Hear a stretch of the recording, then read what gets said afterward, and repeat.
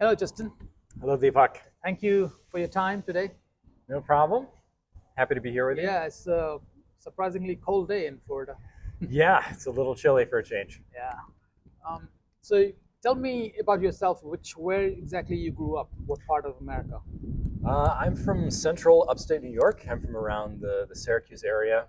I went to school there, did my undergraduate at Colgate and my master's at Cornell, my PhD at the University of Chicago later on.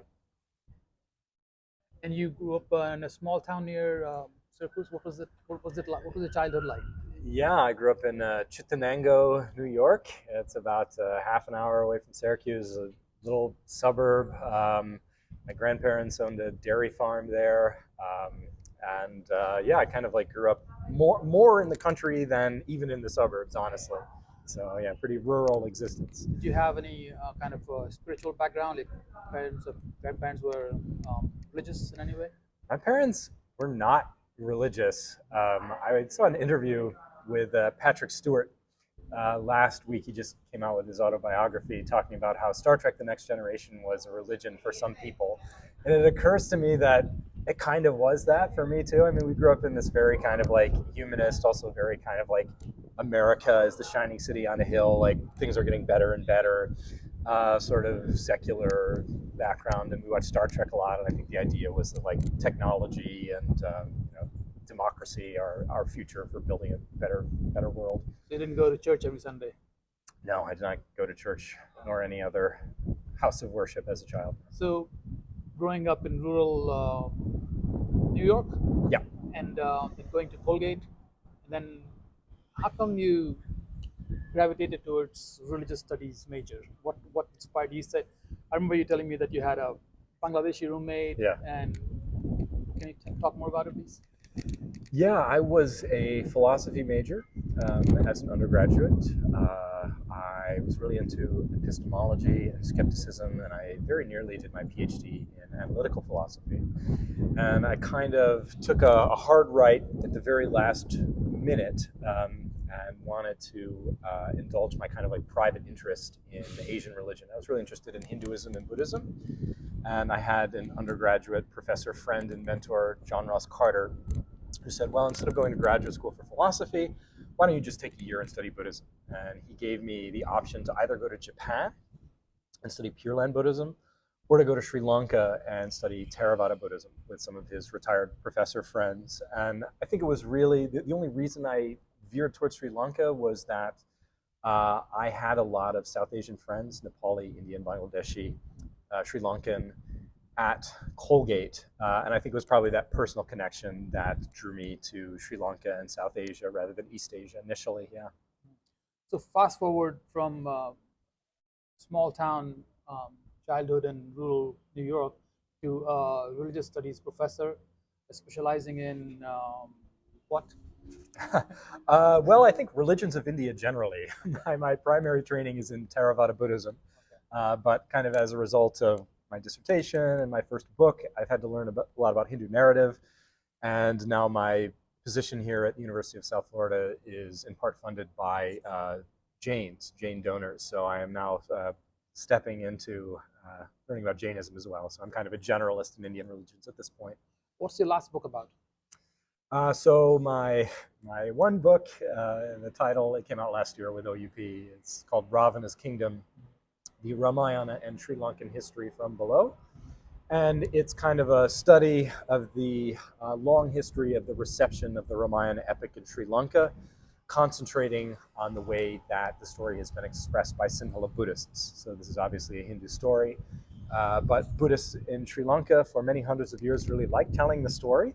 And it became particularly relevant over the last 15 years in the wake of the end of the civil war in Sri Lanka, when Sinhala Buddhists claimed Ravana, the demon king antagonist of the Ramayana story, as a cultural hero for Sinhala Buddhists and as a historical person and king in Sri Lanka. So thank you very much. Because I grew up in India, and I also read Ramayana, and I've watched serials about Ramayana. That's where my information and knowledge comes from about Ramayana.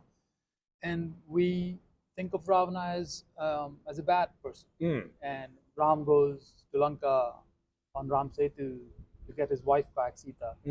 and we see Ravana as a demon, Mm, and we celebrate a festival called Dashera when we destroy his sure. effigy, whatever you want to call it. So how is it different? How do Sri Lankans see Ravana? Can you talk more about it? As you said, like they think of him as a king, right? Yes. Yeah. Yeah. Well, I think Ravana is getting even more and more evil in India these days. Mhm. I attempted to watch Adi Purush, the film, last weekend, and there's no question that Ravana is a villain. He has In India. absolutely, in India, specifically right now, he has really no redeeming qualities at all in Adi Purush. He at least had some redeeming qualities in the most famous versions of the Ramayana in India. Certainly in Valmiki's version, he's at least a pious Shaivite. He's a very Right. knowledgeable person.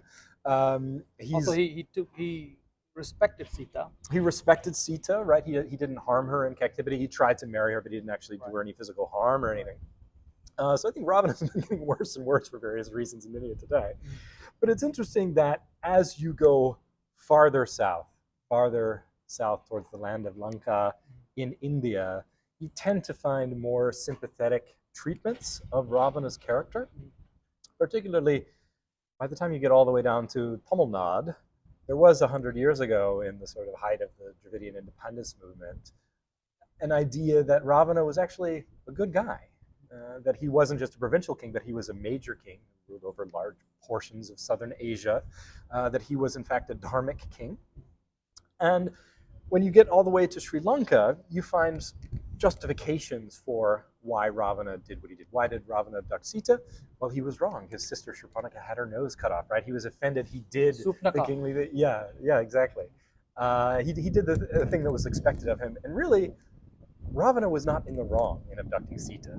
You find this theme in oral versions and folk versions of the Ramayana told among Sinhala Buddhists in Sri Lanka, going back to the Kandyan period and before.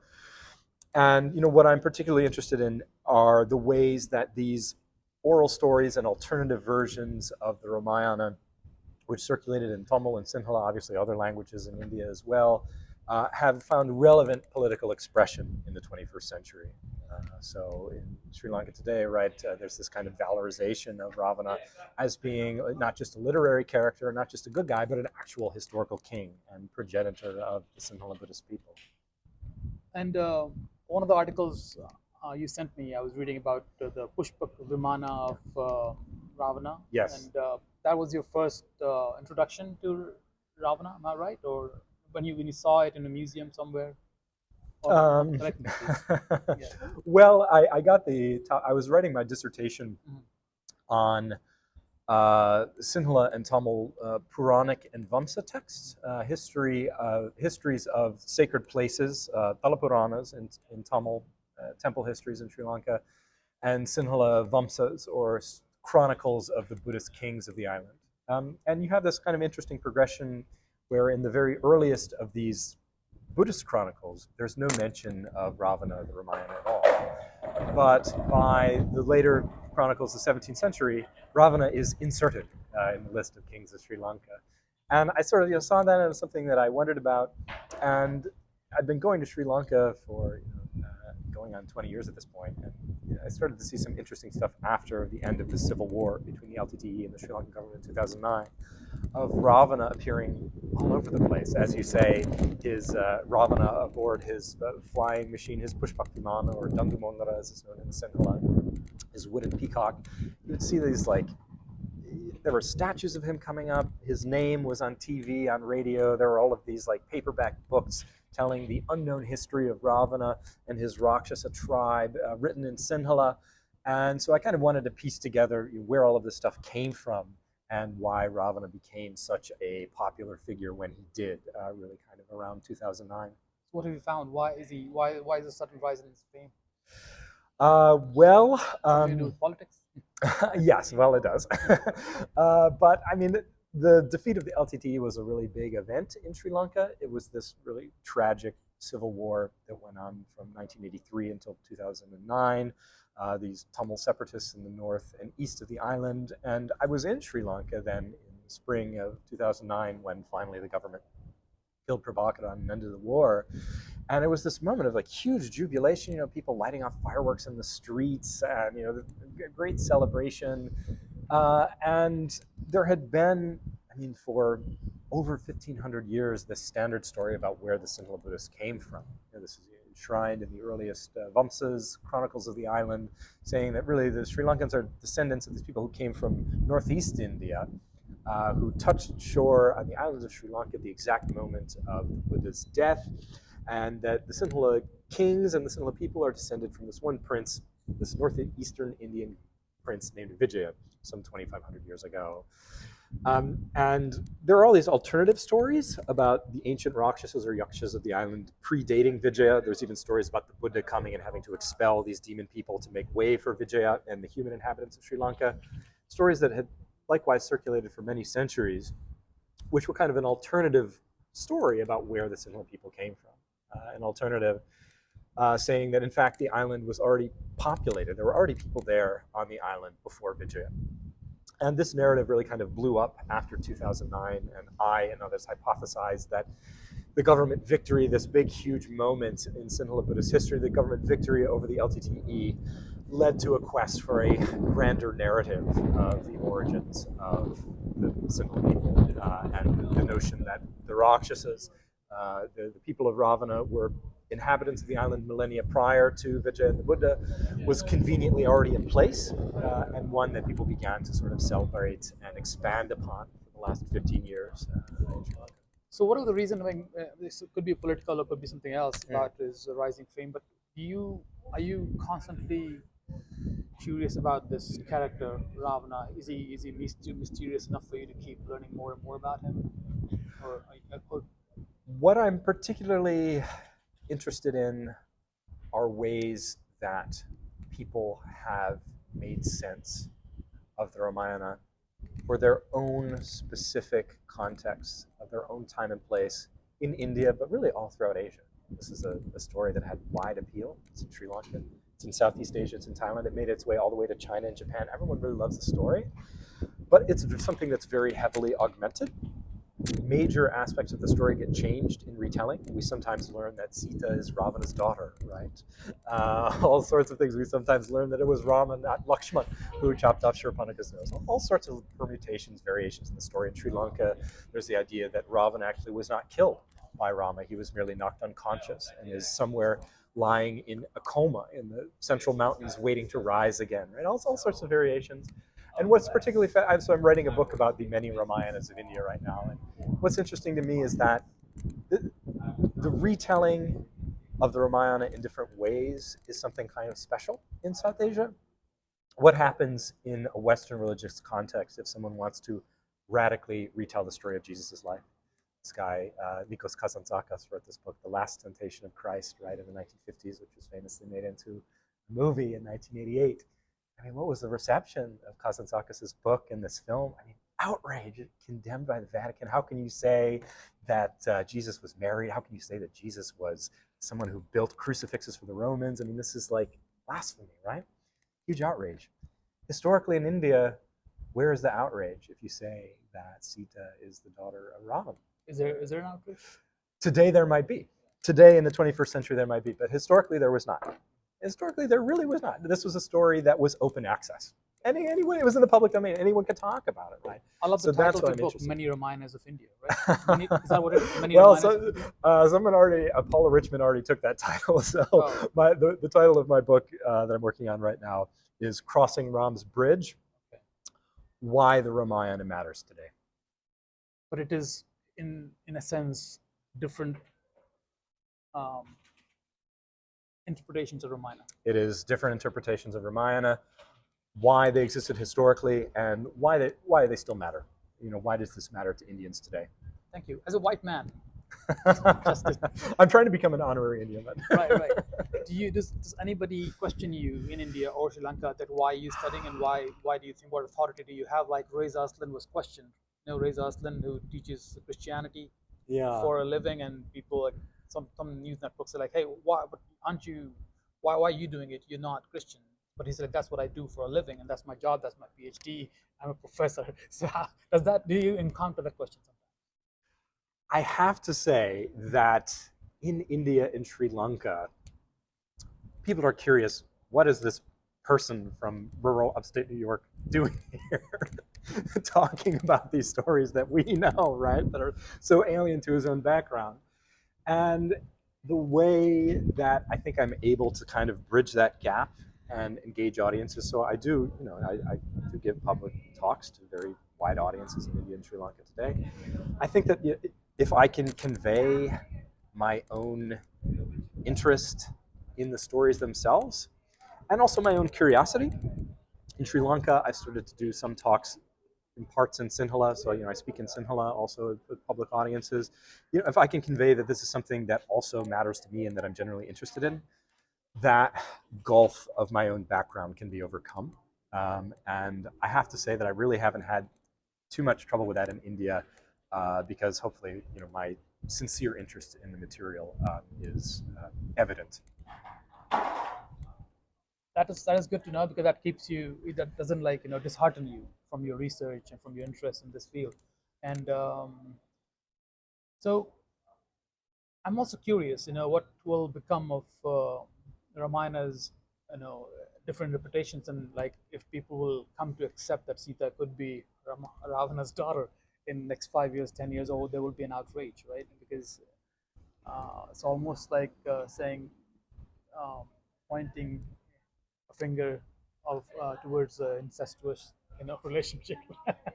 Right. Well, yeah. I mean, sometimes it's yeah. Sometimes it's a little bit of Ravana's blood that was put in a pot, and then Sita emerges from this pot, or something like that. So all sorts of variations. Uh, I don't know. This is, of course, I know, a very sensitive and electric issue in India today, and what I'm trying to reinforce in my forthcoming book is that for the vast majority of Indian history, in the last 3,000 years, the idea that there is only one Ramayana, a single Ramayana and a single truth, hasn't featured very prominently in Indian religious imagination. Thank you. So if it does today, perhaps this is something of an anachronism and something we need to think about. One last question. You wrote the book, the first book, crossing into India on Ram Setu. The Crossing Ram's Bridge is the one I'm currently working on. Okay, Yes. Cosmo. Yes. How do you think it? How accessible is it going to be to the common people, and what do you hope that your book can, like, what kind of bridge it can, gap it can bridge? Yes, so the title, The Crossing Ram's Bridge, is a reference to my own biography, and I do include portions of my own biography explaining how it is that I got to be writing this book, right, given my own background and my sort of original expertise in Buddhism in Sri Lanka. So it's a reference from me going from Sri Lanka to India, my own personal journey, but many scholars have written very competently about the many Ramayanas in India and South Asia. There's voluminous literature about this. There are people who have written very good, popular books, trying to bring this to a general audience in India. My own contribution in writing this book is my attempt to link up the Ramayana to what I teach in Introduction to World Religions, really, to help sort of generally spiritually interested people, Indians interested in the history of religion beyond India itself, think about theological issues in the Ramayana, which Indian theologians have thought about themselves. Think about historical issues in the textual reception of the Ramayana. And I do, as you're saying, Deepak, I want this book to be something that is sort of available to a general readership. Indians who casually read books, but who aren't academics, who have some intellectual curiosity. Somebody so doesn't need audience. a PhD to read. You should not. No, you don't need a PhD. Right. Just a little bit of interest. Right. Well, thank you very much. I have many questions, but maybe we can do a part 2 in a few months. Sure. We'll come back and maybe see how much progress you've made in that book. Happy to. Happy right. to, Deepak. Thank you so much. Okay. Thank you, Deepak.